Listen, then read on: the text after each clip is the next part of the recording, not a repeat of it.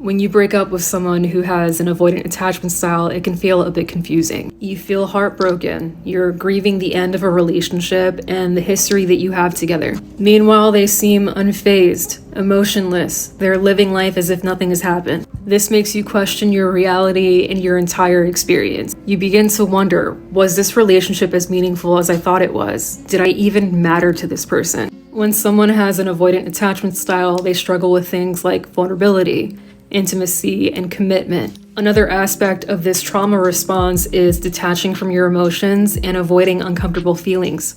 Avoidants compartmentalize to survive negative experiences. A breakup is no different, but when you're the person who's being shoved into a little box and placed in the furthest region of their mind, it feels offensive. And while it's hard to not take it personally, I want you to remember the following. How they respond to the breakup is not a reflection of your value. It's a reflection of what's unhealed in them. So what do avoidants feel immediately after a breakup? They feel relieved.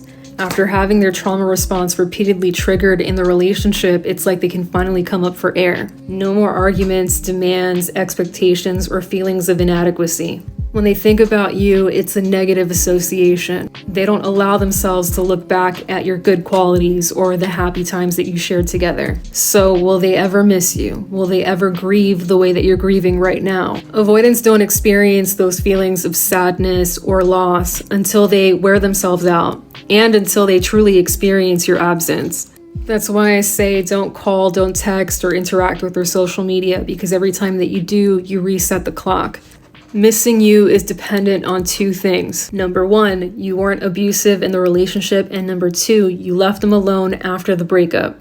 I know it's hard, but it's really important that you take this time to focus on self-care, inner work, and healing. When you build a strong relationship with yourself, you take back control of your love life. You create emotional safety for yourself, develop better judgment, and relationships become a lot easier. If this is something that you're struggling with, I strongly recommend looking into attachment theory. I'm also a huge advocate for therapy. And if you need some guidance on how to navigate through this kind of situation, I offer these really laid-back one-on-one sessions where you're able to vent freely without judgment, and of course get some objective feedback in return.